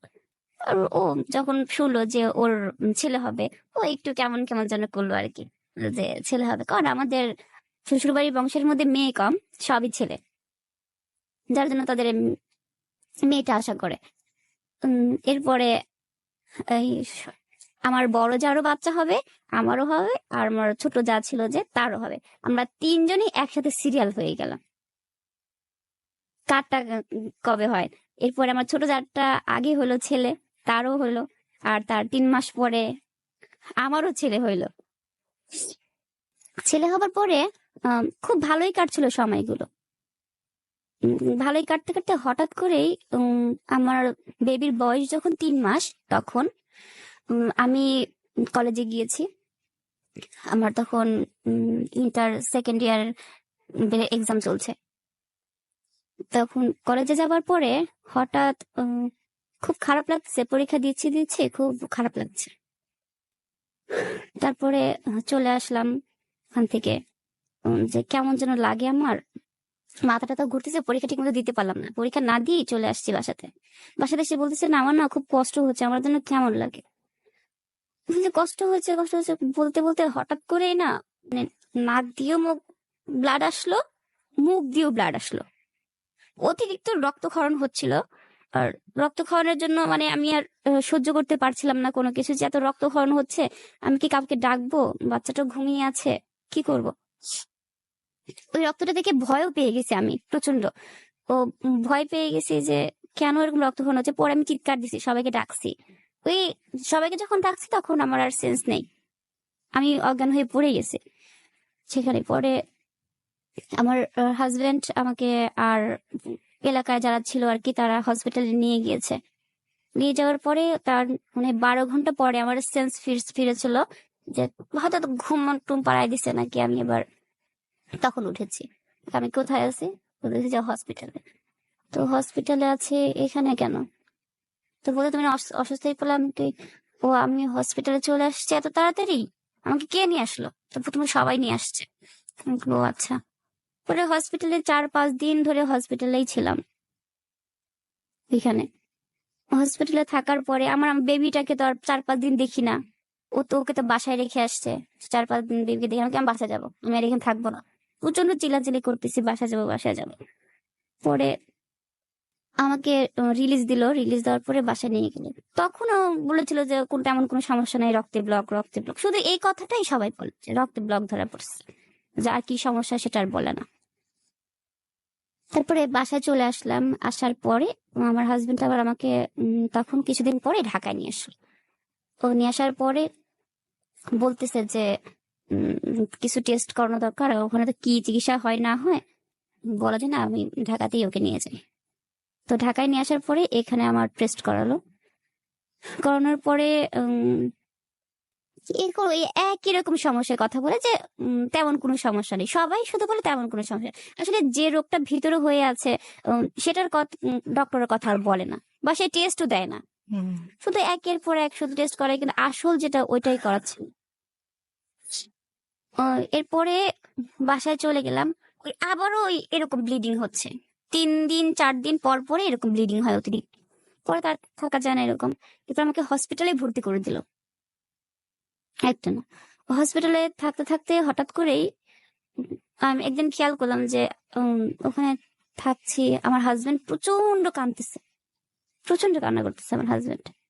আমি জিজ্ঞেস করলাম যে কি হয়েছে, বলো না আমার কি হয়েছে। আমার বাচ্চার বয়স তখন 4 মাস। কি হয়েছে বলো না। ও কোনো কথা বলে না, বলছে কিছু না, এমনিতেই তোমার তেমন সমস্যা না, ডক্টর এমনি চিন্তা ভাবনায় ভালো লাগে না আর কি, তাই। আমি তো কিছু একটা তো হয়েছে যে তুমি আমাকে বলতেছো। তো হসপিটালে আছি, বলে না, ওইরকম অবস্থা, কিছু হইতে বলে না, কি সমস্যা বলো না, তাও বলে না, শুধু কানতেই থাকে কানতেই থাকে। এই কান্নাকাটি দেখার সময় কি আমাকে ভালো লাগে আর। তারপরে ও দেখলাম যে কিছুদিন পরেই সবকিছুর মানে নিয়ে চিন্তা ভাবনা, বাড়ি থেকে দুনিয়া নানান রকম কথাবার্তা, ওইগুলা শুনে যে আমি চিন্তা করলাম যে এত কথা কেন হচ্ছে বাড়ি থেকে, আমি তো আর জানি না, আমি তো হসপিটালে বসে আছি, তো কি হয়েছে আমার আমি তো এটাই জানি না, এটা নিয়ে এত কথা বলার কি আছে। আমি এবার কি করলাম, যে কাউকে না বলে যে রিপোর্ট গুলো ছিল ওই রিপোর্ট গুলো নিয়ে আমি চলে গেলাম অন্য ডাক্তারের কাছে। আর আমি এটা কাউকে জানাই নাই যে আমি এই রিপোর্ট গুলো নিয়ে ডক্টরের কাছে যাচ্ছি, আমি বলছি একটু বাইরে যাচ্ছি, এটা বলেই গেছি অন্য ডক্টরকে দেখাতে। পরে ডক্টরের রিপোর্ট যখন দেখালাম, ডক্টরকে তার বলিনি যে আমি পেশেন্ট বা কোনো কিছু, তো জিজ্ঞেস করলাম যে এটা আমার এক আত্মীয়রই রিপোর্ট গুলো আর কি দেখাতে আসছে, তো বলার জন্য গেছি। পরে ডক্টরের সাথে ভিতরে কথা বলতেছি, এদিকে আমার হাজবেন্ড আবার চলে আসছে হসপিটালে, এসে আমাকে খোঁজাখুঁজি করতেছে, খুঁজে পাইনি। হসপিটালে এই ডক্টরের সাথে কথা বলতে বলতে হঠাৎ করে ডক্টর বললো যে এই রোগী কে হয় আপনার। আমি বললাম যে আমাদের আত্মীয়। তো এই রোগীর যে মানে ব্লাড ক্যান্সার কতদিন। মানে এই কথাটা শোনার পরে যে আমার মনে হচ্ছে যে আমি কোথায় আছি, যে আমার হাজবেন্ড আমার এজন্য কান্নাকাটি করতেছে যে আমার ক্যান্সার ধরা পড়ছে। একটাবার আমার হাজবেন্ড আমাকে বললো না, জানালো না, কিছুই আমার কিছু গোপন করে এত বড় একটা কথা, ও নিজে এটা নিয়ে কান্নাকাটি করতেছে, অথচ আমাকে জানানোর প্রয়োজন বোধ করলো না।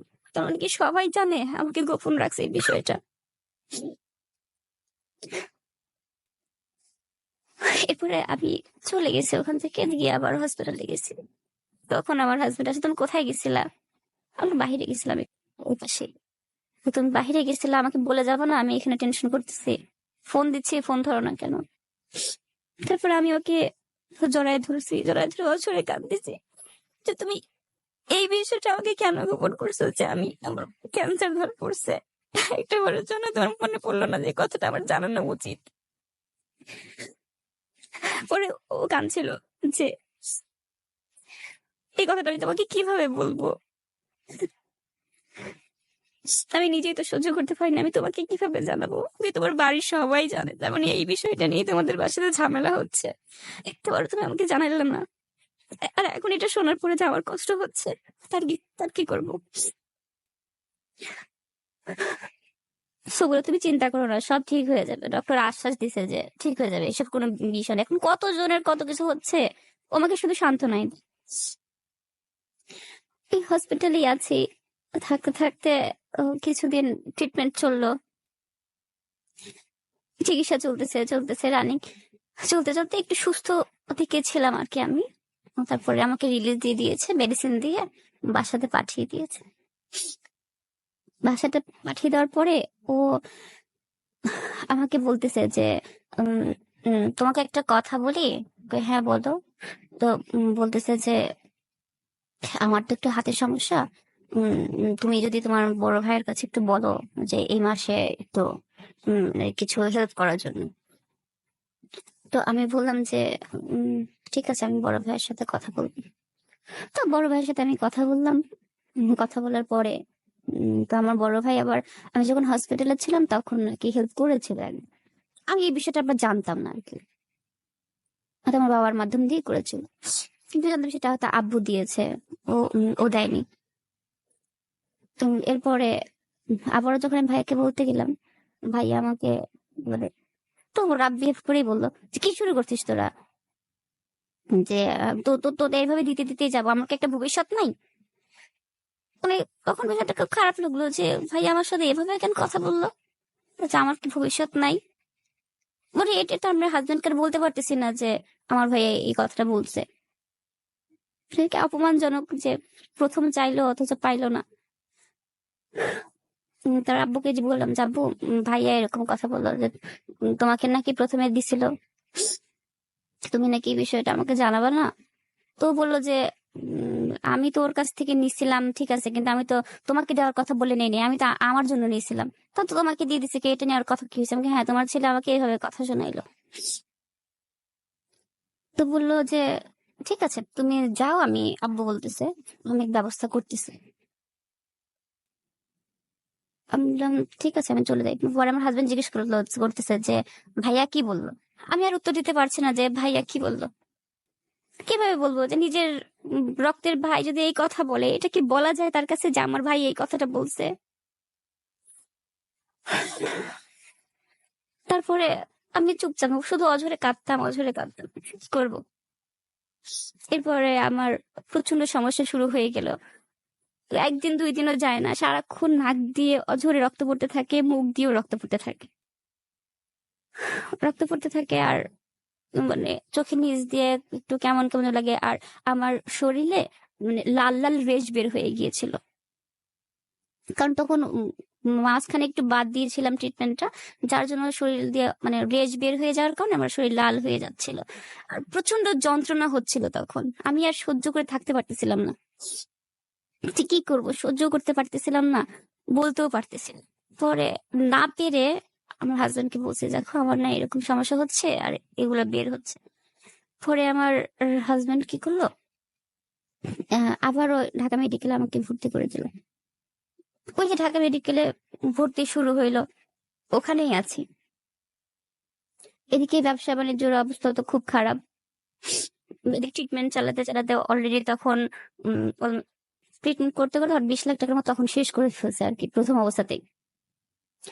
তারপরে আবার এরকম অবস্থা, আমি হসপিটালে আছি, ওর বাড়িতে কথা বলতেছে যে ও ভাগের অংশ যেটা পাবে আর কি। আমি তো এই বিষয়ে জানতাম না, ও গোপনে এটা করছে। সেই ভাগটা নাকি ও বলছে যে ওর মাকে বলছে যে আম্মা, আমার যে অংশটা আছে সেই অংশটা যদি এখন আমাকে দিয়ে দিত আমার মনে হয় একটু উপকার হতো, এই কথাটা বলছে। আর এই কথাটা আবার আমার ননদ আমাকে ফোন দিয়ে বলতেছে যে এই শোন, তোর জন্য আমার ভাই নিঃশেষ হয়ে যাচ্ছে। মানে তো তোর বাড়ি থেকে, তোর বাড়িতে লোকজন কি করতেছে, তোর বাড়ির জন কি পারতেছে না একটু হেল্প করতে? তা আমি বললাম যে আপু, আমার বাসা থেকে তো যতটুকু পারছে করছে, আহ, আর বাকিটা তো আপনারা জানেনই হিস্ট্রি, সেটা তো আর বলার বাকি নেই। তা বলছে না, তোর জন্য কি আমার ভাই নিঃশেষ হয়ে যাবে নাকি? ওর একটা ভবিষ্যৎ আছে না, তো ওর একটা সন্তান আছে, তুই আছিস ঠিক আছে, কিন্তু তুই তোর দিক তাকাবি, তুমি স্ত্রী হয়ে যদি ওর দিকে না তাকাস তাহলে কিভাবে হয়? আরো অনেক নানান রকম কথা বলছিল। ওই কথাগুলো শোনার পরে আমি আর মানে সহ্য করে থাকতে পারতেছিলাম। ও একবার ফোন দিচ্ছে, আবার ওর বড় ভাই একবার ফোন দিচ্ছে, নানান রকম কথা বলতেছে। আমি কিন্তু জানি না বাসাতে কি হয়েছে, তারপরেও ও ফোন দিয়ে আমাকে নানান রকম কথা শোনাচ্ছে। পরে ওইটা আর সহ্য করতে পারতেছিলাম যে আসলে তো আমার এখন বেঁচে থাকার কি দরকার আছে, আল্লাহ তোমাকে তুলে নিলেও তো পারে। এটা মনে করে যে আল্লাহ তোমাকে নিচ্ছে না, এত লোকের চোখে দেখে আমাকে চোখে দেখে, এটা ভেবে না আমি চিন্তা করি যে আমি আর বাঁচবই না। পরে অনেকগুলো ঘুমের ওষুধ খেয়ে নিয়েছিলাম যে নিজের জীবনটা শেষ করে দিতে, আর রাখবো না। অনেক প্যারাসিটামল আর ঘুমের ওষুধ খেয়ে হয়তো নিজেকে শেষ করে দেবো, আর রাখবো না এই জীবন। তখন আর বাচ্চাটার কথা মাথায় আসে নাই আমার, ভাবছে যে আমার জন্য সব ধ্বংসের দিকে চলে যাচ্ছে। এরপরে ঘুমের ওষুধ খেয়ে ফেলছে আমি খাবার পরে, আর তো আমার সেন্স নাই। এদিকে নাকি ওই হসপিটালে ডক্টর আসছে, আসার পরে বলছে যে এই রোগী আর রাখবে না তারা, যে কখন কি করে ফেলবে তার ঠিক নাই, এই রোগী নিয়ে যান এখান থেকে। তো আমার হাজবেন্ডকে খবর দিছে, ওরা আসছে সবাই। তারপর বলছে তুমি মানে 2 দিন পরে আর কি আমার যখন জ্ঞান ফিরছে আর তখন, কি পাগলামি শুরু করছো তুমি? হ্যাঁ, কে কি করলো কে কি বললো সেটা তো তোমার দেখার বিষয় না। আমি তো ঠিক আছি, তাই না? যতদিন আমি বেঁচে আছি তো ততদিন তো তোমার সমস্যা নাই। তুমি আমার কথাটা চিন্তা করবে না? তোমার সন্তানের কথা তুমি চিন্তা করবে না? তুমি নিজের জীবনটাই বেছে নিলে স্বার্থপরের মতো। ও আমাকে এই কথা বলতেছে আর কাঁদতেছে মাথার কাছে বসে বসে। এদিকে ওর বাড়ির জায়গাটা নাকি বিক্রি করার কথা চলতেছে। কিছুদিন পরে না বিক্রিও করে দিছে ওর বাড়ির জায়গাটা। বিক্রি করে দিয়ে ওই টাকাটা নিয়ে আমার সাথে আমাকে এসে বলতেছে যে উম, চিন্তা করো না, তোমার পাসপোর্টটা এখন করতে দিছি, ইনশাল্লাহ পাসপোর্টটা বের হয়ে গেলে আমরা বাইরে যাব, দেশের বাইরে যাব। আমি বললাম যে তুমি এত টাকা পাবা কোথায়? তোমার কাছে তো টাকা টাকা পয়সা নেই। এতদিন আমি হসপিটালে আছি, ওর আগেও কত রকম সমস্যা ছিল, কিভাবে কি করতেছো আমি তো বুঝতেছি না কিছু। তো তোমার তো চিন্তা কিসের? আশ্চর্য। আমাকে না আপুরা যে বিষয়টা বললো যে তুমি নাকি জায়গাটাকে বিক্রি করবা নাকি শুনলাম, তো বলে যে তোমার এত চিন্তা কেন? তুমি এসবের কথা কে বলছো? আরে ফালতু কথা এসব। তো আমি বললাম যে ও আচ্ছা। হম। তারপরে ও আমাকে বলতেছে যে তুমি চিন্তা ভাবনা করা একটু বাদ দাও তো, তোমার শরীরটা তো এখন মোটামুটি একটু ভালো আছে। তুমি আমাকে সান্ত্বনা দিচ্ছ আমি ভালো আছি। পরবর্তীতে কিছুদিন সময় যাচ্ছিল হসপিটালে। হসপিটালে দেখা যেত কি আমার খুব কষ্ট হতো, যে গা হাত পা জ্বালা পোড়া করতো, রাতে ঘুম আসে না, রাত ভরে বসে থাকি, ও আমার সাথে থাকে না। কি করব আমি? মানে নাই খাওয়া দাওয়া, নাই গোসল, এভাবে বসে থাকা কতদিন থাকা যায়? আমার হাজবেন্ড ওইরকম দোকানপাট সব ফেলে রেখে আমার পাশে এসে সারাক্ষণ থাকে। কোনো হসপিটালে থাকার তেমন কেউ নেই ও ছাড়া। রাতে এসে আমার এখানে পড়ে থাকে ওইভাবে, মাথার কাছে সারাক্ষণ পড়ে থাকে আর কাঁদে, পড়ে থাকে আর কাঁদে। কি হয়েছে তোমার? এমন করতেছো কেন? তুমি পাগলামি করো কেন? তো বলে যে তুমি নিজের জীবন শেষ করে দিয়ে দিতে গেছো, তখন পাগলামি না? আর আমি পাশে বসে থাকলে তোমার পাগলামি হয়? ওকে বোঝাচ্ছি। তারপর ওকে বলতেছে যে আজ বাদে কাল তো মানে আমি মরেই যাব, তাই না? তুমি এক কাজ করো না কেন, তুমি একটা বিয়ে করে নাও। লিস্ট আমার সন্তানটাকে তো দেখবে সে, সে মানুষটা। তো ও বলছে যে তোমার সন্তানের জন্য আমি আছি, তুমি আছো, আর একজনের দরকার কি? তুমি সেই স্বার্থপরের মতো এটাই ভাবলা? তুমি আমার কথাটা চিন্তা করলো না? আমি কার জন্য স্ট্রাগল করতেছি এতটা, কার জন্য এগিয়ে আছি? তোমার জন্যই তো বেঁচে আছে এই দুনিয়াতে, তাই না? তুমি এত রোমান্টিক কথা বলতেছো, এইসব রোমান্টিক কথা বলার সময় তোমাকে একটা ভালো কথা বলতেছে তুমি এরকম করতেছো। তুমি তো বুঝবা না, কোনোদিন বুঝবা না। আগেও বোঝনি, এখনো বুঝবে না। কেন এমন করো? এরপরে পরে শুনলাম যেটা, যে ও নাকি বাড়ির জায়গাটা বিক্রিও করে দিছে, সেটা আমাকে জানায় নাই। প্রথমে বলছিল বিক্রি করবে করবে, শুনছি সবার কাছ থেকে, অথচ এখন শুনছি বিক্রিও করে দিছে। বিক্রি করে দিয়ে এখন আমাকে নিয়ে ইন্ডিয়াতে যাবে। তখন প্রথমে সম্পূর্ণ টাকাটা তো পেয়েছিলাম না, যার জন্য আমার পাসপোর্টও বের হয়ে গেছে, থেকে ভিসাটাও বের হয়ে গেছে। পরে হসপিটাল থেকে রিলিজ নিয়ে আমরা চলে গেছিলাম ইন্ডিয়াতে গত বছর। ইন্ডিয়াতে চলে গেলাম। চলে যাবার পরে, ওখানে যাবার পরে মানে আসলে কেউ তখন তো আমি চিনি না কোনো কিছু, একটা অচেনা জায়গাতে গেছি প্রথম। 3 লাখ টাকা নিয়ে গেছি ওখানে। ওখানকার ভাষা বুঝি না, কোনো কিছু বুঝি না। দু একটা বুঝি যেটা সেভাবে মানে যাই।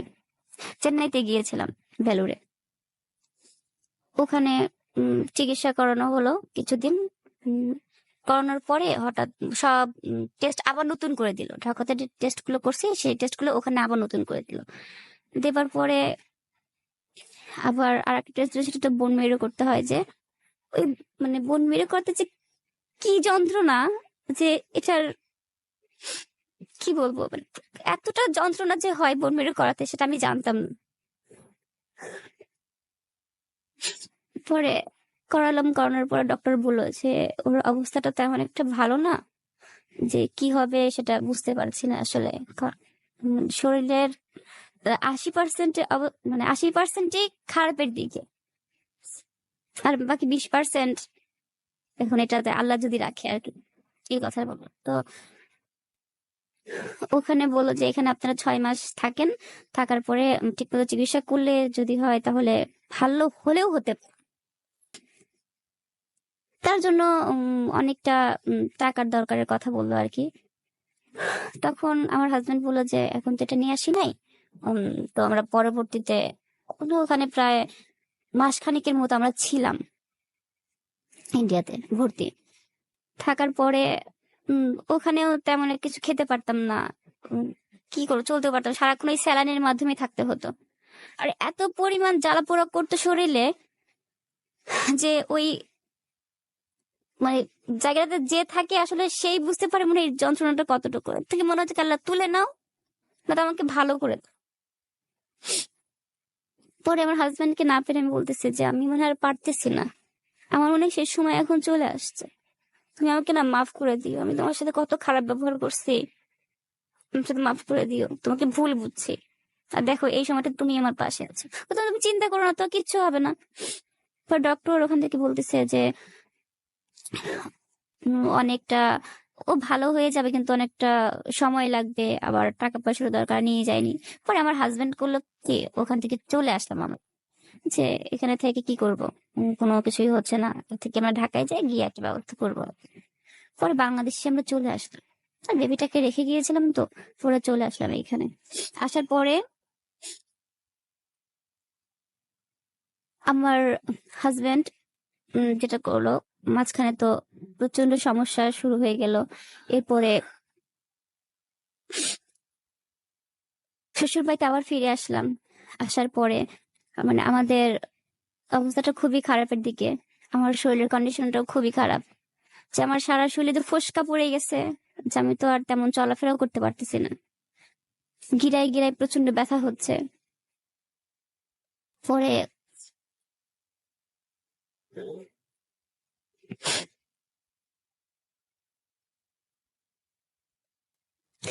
পরবর্তীতে দেখা যেত কি, বাসাতে চলে আসার পরে আমার খুব তেমন কথাবার্তা বলতে পারি না, কথাবার্তা বলতে পারি না। তো আমার হাজবেন্ড পরিবারের সাথে কথা বলতেছে, বলতেছে মা উম, একটা কথা বলার ছিল তোমাদেরকে। তো ওর তো এই অবস্থা বুঝতেছই তো, এখন জায়গাটা তো বিক্রি করে দিলাম। তো আর ভাইয়া বা সবার কাছ থেকে যে ইয়াগুলো মানে পেতাম, আমি যদি এখন সবাই দিত আমার জন্য উপকার হতো। এই বিষয়টা নিয়ে আবার সবাই অনেক চিল্লাচিল্লি করলো, যে জানিস যে এই বউ বাঁচবি না, বাঁচবে না, তারপরও এই বউর পিছনে এত ইয়া করার দরকার কি। আর মানে সবাই আর কি, আমার শাশুড়ি আম্মা কথা বলে নাই, মানে অন্যান্য সবাই আর কি বলছিল। বলার পরে ও সেই বিষয়গুলো অতটা মাথায় নেয় নাই। তো বলছে যে এখন দেখো, আজ যদি আমার একটা বোন থাকতো বা আমার আর আর একটা ভাই, তার যদি এরকম সমস্যা হইতো, তখন তুমি কি করতা বা আমি কি করতাম, আমি কি ফেলে দিতে পারতাম বলো। তো এই কথা বলে ও সবাইকে চুপ করায় দিল ওই সময়টা। তো আমি আবার পাশ থেকে শুনছিলাম সবকিছুই, শুনি আমাকে বললাম যে এইভাবে কতদিন, তোমাকে তো বলছে একটা বিয়ে করতে, তুমি বিয়ে করো। তারপর ওর সাথে অনেকটা ঝামেলা করছিলাম, আমি ইচ্ছা করে ঝামেলাগুলো করছিলাম আমার ভাইয়ের ওখানে চলে এসে। পরে ভাইয়ের সঙ্গে কথায় কথা করতাম, ওর সাথে একটু খারাপ ব্যবহার করতাম ওই সময়টাতে, যাতে আমার খুব ক্ষিপ্ত হয় আমার উপরে, বা আমাকে একটু ঘৃণার দিকে চোখে দেখে যে ওর জন্য এত কিছু করছে আর ওর সাথে এরকম খারাপ ব্যবহার করছে, এরকম যাতে মনে হয়, যার জন্য প্রচন্ড রাগ বিহেভ করতাম ওই সময়টাতে। পরে আমার বাসা থেকে কথা বলতে বলতে একসময় করলাম কি, ওকে বললাম যে আমি ওর সাথে সংসার করবো না আর। তো ভাইয়া বলছে তোর এই অবস্থা, তোর জন্য এত কিছু করতে, তুই এই সময় বলতেছিস ওর সাথে সংসার করবো না, বিষয়টা কি? আমি তো বুঝতেছি না কিছু। ভাইয়া আবার বললো, আমি বলছি হ্যাঁ আমি ওর সাথে সংসার করবো না। কই, ও ও তো তোর জন্য মানে তোর সাথে কোনো ঝগড়াও করে নাই, কিছুই না, তুই কেন এরকম করতেছিস বুঝতেছি না তো, তুই যে সন্তানের দিক তাকাবি না। আর ও তো আমার কাছেই আছে তাই না। তো ভাইয়াকে তখন বললাম ওর তো একটা ভবিষ্যৎ আছে, ও আমার জন্য সর্বোচ্চ শেষ করে দিচ্ছে যা, আর আমি এটা তাকায় তাকায় দেখতেছি, আমার চোখের সামনে ও ধ্বংসের দিকে চলে যাচ্ছে। তার জন্য সবার মুখে কথা শুনতে হচ্ছে। ও আমার জন্য কেন কথা শুনবে এত? এরপরে ও আসছে আমাদের বাসাতে, এসে আমাকে জড়ায় ধরে কাঁদতেছে যে তুমি কি শুরু করছো আমার সাথে এরকম? হ্যাঁ, কি শুরু করছো?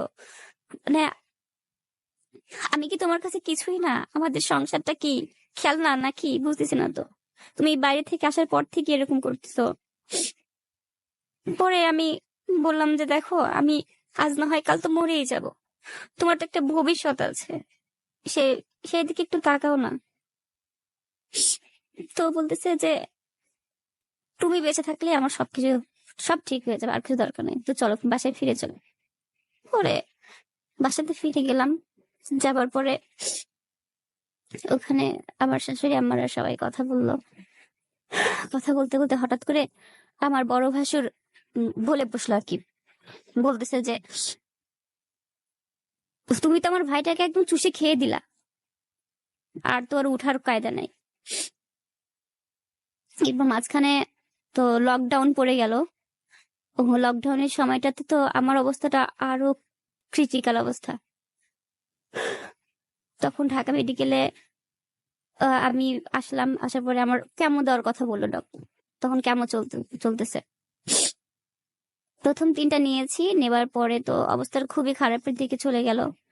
শরীরের রেশ গুলো না আরো বাড়তে থাকলো, যে ফুসকা যেগুলো উঠেছিল শরীরে সেগুলো প্রচন্ড পরিমাণে বেড়ে যাচ্ছে, লাল লাল ফুসকা গুলো। আর মুখ দিয়ে রক্ত মানে খুব বেশি উঠতো।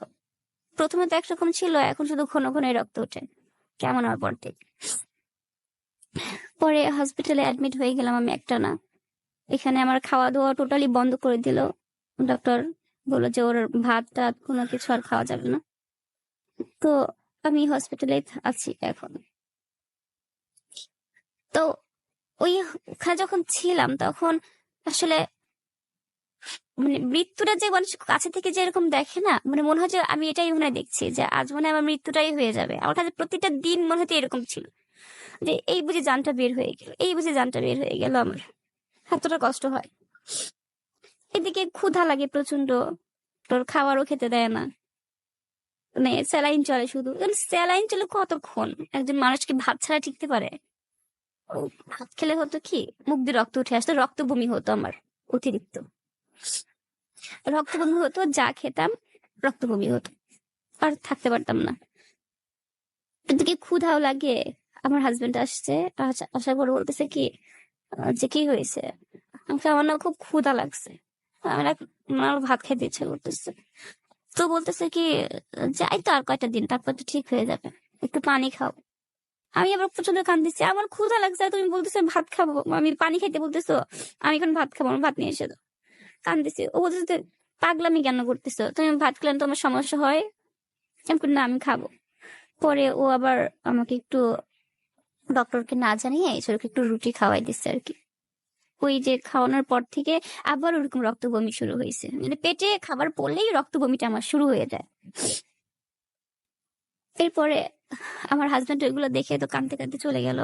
ও ঠিক মতো খাওয়া দাওয়া করতো না আমার জন্য, আমি খেতে পারতাম না তো ও খেতো না আমার জন্য।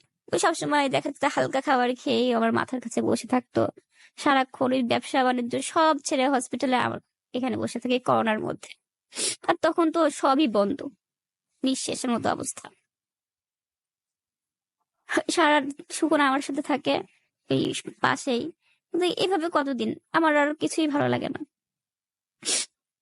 এরপরে দেখা যায় যে একটা সময় ওই আমার কেমো দেওয়ার সময় হচ্ছে, কেমো নিতাম, চোখে দেখি না, মনে হয় যে আমার চারিদিকটা অন্ধকার। ওদিকে চুল তো তেমন একটা নেই, আমার চুল পড়ে গেছে। আর আর আমার ঘাড়ের পাশ দিয়ে হচ্ছে প্রচন্ড ফোসকার মতো পড়ে আছে।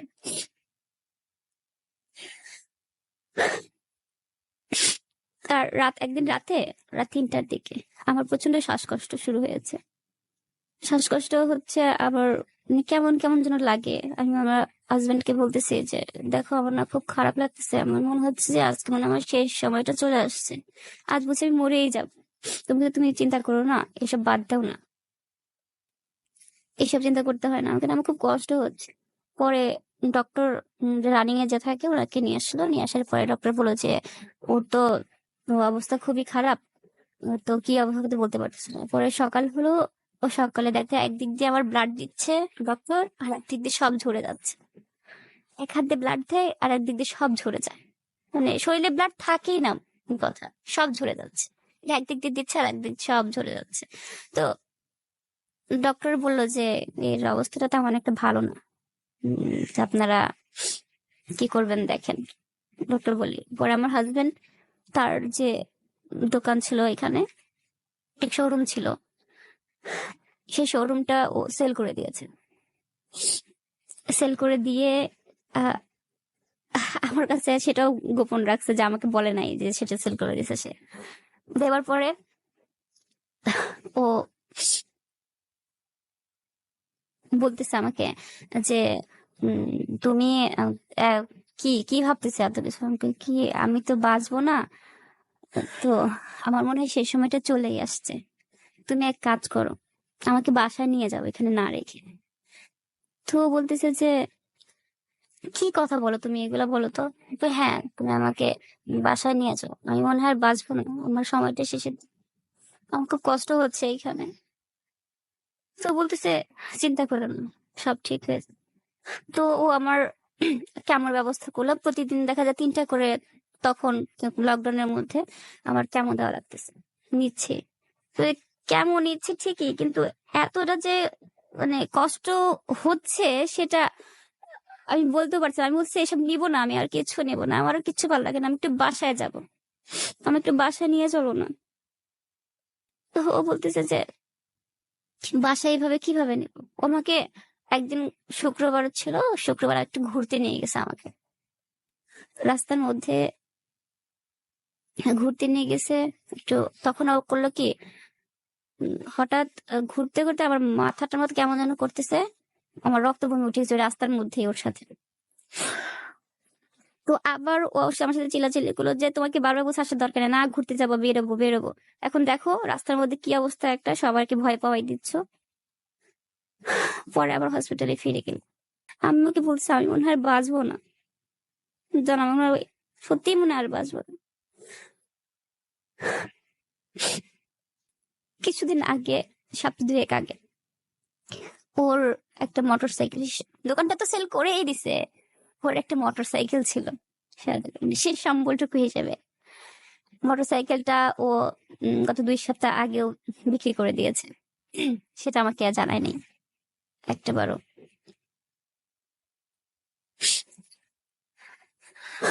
তারপরে আমি হসপিটালের মধ্যে, তো আমি ওকে ফোন দিয়েছি কোথায় আছো। তো বলতেছে যে এই তো আসতেছি। আমি একটু তাড়াতাড়ি চলে আসো তো। আচ্ছা, ও আসলো। আসার পরে আমি বলতেছি যে তোমাকে একটা বিষয় জানানোর ছিল। বলতেছে কি, বলতেছে যে উম, আমি তো সব দোকানটাও সেল করে দিছি, এখন মোটরসাইকেলটাও সেল করে দিছি। আমাকে মানে, তো আমি বলতে, হ্যাঁ সব সেল করে দিছি। আমাকে তুমি সেল করে দিছো, আমাকে একটাবার জানাবে না, তুমি তো সবকিছুই গোপন করো। আর তবুও তো তুমি বাদ দাও তো এসব কিছু। আমাকে বাদ দিব মানে, হ্যাঁ। আমাকে তুমি আমার জন্য এত কিছু কিসের জন্য করো বলো। হ্যাঁ, আমি তো তোমার জন্য কিছুই দিতে পারি না। আমি বিয়ে হয়েছে পর্যন্ত আমি অসুস্থ, আমার এই সমস্যা সেই সমস্যা, কত রকম কথা। তুমি এগুলো সহ্য করে আসো। হ্যাঁ, কিভাবে আসছো বলো তো। আমি যদি ছেলে হইতাম আমি তো পারতাম না কিছু। তো ও বলতেছে যে পারতাম না মানে তুমি কি শুরু করতে বলো তো। আমি বললাম, না আসলে তো তুমি ছেলে হিসেবে কিভাবে করো, তোমার জায়গায় যদি আমি হতাম তাহলে আমি কখনো তো এরকম কিছু করতাম না। তুমি তো নিঃশেষ হয়ে গেলে আমার জন্য। আরে এইসব কোনো বিষয় না, তুমি থাকলে আমার সব হবে। তুমি আসো না, তুমি সুস্থ থাকো, তাই আর কিছু লাগবে না। আমি তো বাড়িতেও সবার সাথে ঝামেলা করে চলে আসলা, আবার এখানেও তো একা হয়ে গেলাম, আমার তো আর কেউই থাকলো না, কি করবো বলো। আজ আমার বড় ভাসুর আমার সাথে কথা বলে না, আমার দেবর আমার সাথে কথা বলে না, শুধুমাত্র এই আমার জন্য। আমার বরের সাথেও তেমন একটা কথা বলে না। আমি জানি না আমি বেঁচে থাকবো কিনা, হয়তো আজ হয়তো কালো তো মরেই যাবো, হয়তো আমার প্রিয় মানুষটার সাথে আর হয়তো বা থাকা হবে না। আমি শুধু চিন্তা করি যে আমার একটা সন্তান আছে, এই সন্তানটার জন্য একটা বাতাস জাগে, আমি মনে বাঁচতে চাই আমার